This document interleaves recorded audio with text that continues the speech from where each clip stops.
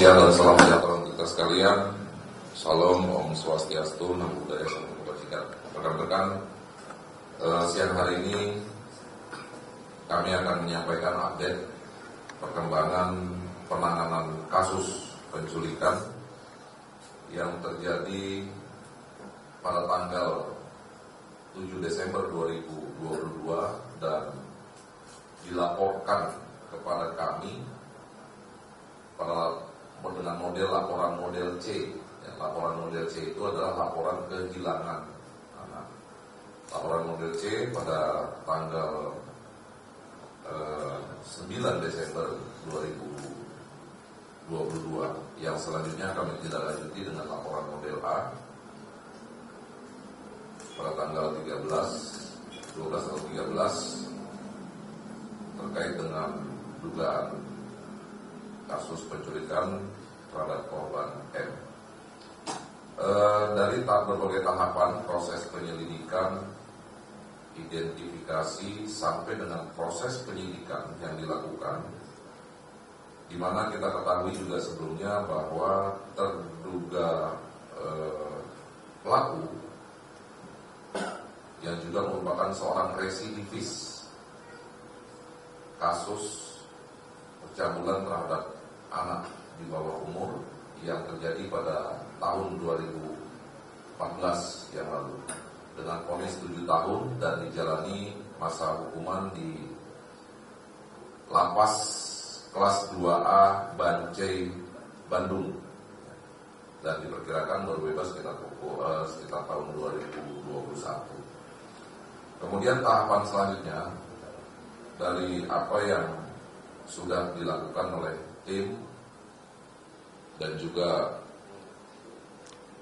proses penyelidikan DPO, tim berhasil mengamankan terduga pelaku yang semalam telah kami tetapkan sebagai tersangka atas dugaan penculikan dengan persangkaan pasal sementara. Ya, sementara kami terapkan pasal 76F yang berbunyi setiap orang dilarang menempatkan, membiarkan, melakukan, menyuruh melakukan atau turut serta melakukan penculikan, penjualan dan atau perdagangan anak. Junto pasal 83 Undang-Undang RI nomor 35 tahun 2014, ancaman hukuman paling lama 15 tahun. Dan atau pasal 330 ayat 2, barang siapa dengan sengaja menarik seseorang yang belum cukup umur dari kekuasaannya yang menurut undang-undang ditentukan atas dirinya atau dari penguasaan orang yang berwenang, ancaman hukuman 9 tahun. Kami masih membutuhkan beberapa keterangan saksi, termasuk sampai saat ini kami juga masih menunggu hasil visum, sehingga kami bisa menambahkan manakala nanti ada dari hasil visum ada hal-hal atau temuan terkait dengan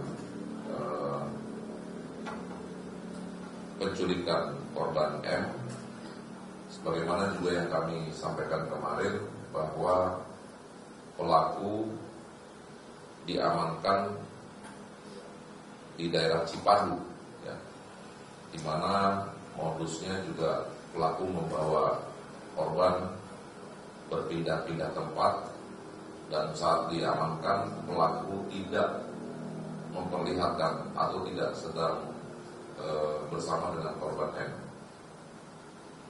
di mana korban M diletakkan di dalam gerobak. Ini adalah posisi saat pelaku diamankan. Jadi korban berada di dalam gerobak dan ditutupi oleh karung di atasnya, sehingga memang akan sulit melihat keberadaan korban, dan memang terkesan pelaku kesana kemari sendirian. Ini posisi pada saat korban berada di dalam gerobak. Yang selanjutnya saat ini adalah tim tentunya dengan dari KPAI, kemudian terus melakukan tahapan ataupun upaya pendampingan psikiater, mengingat juga yang perlu mendapatkan pendampingan bukan hanya korban, namun keluarga korban juga perlu mendapatkan pendampingan.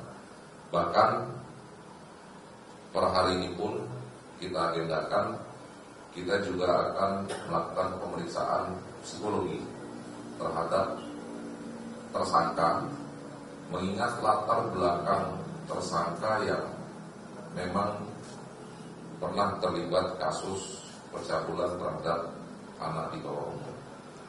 Nah, itu tahapan-tahapan yang saat ini sedang berlangsung. Mudah-mudahan kita bisa segera mengungkap motif, termasuk juga apa yang dilakukan terhadap korban. Nah, ini yang saat ini masih berproses, baik yang dilakukan oleh tim medis, kemudian pendampingan dari PPA, KPAI, termasuk psikolog forensik yang masih bekerja. Mungkin itu progres ataupun update yang dapat kami sampaikan per hari ini. Mudah-mudahan kita bisa segera tahu.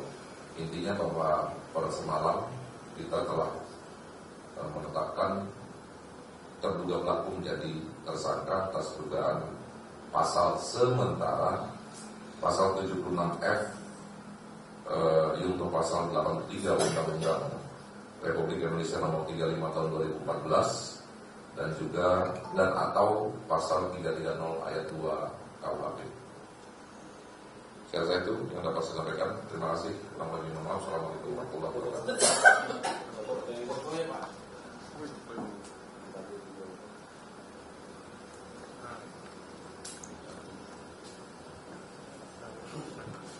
Ini adalah tersangka Iwan Sumarno.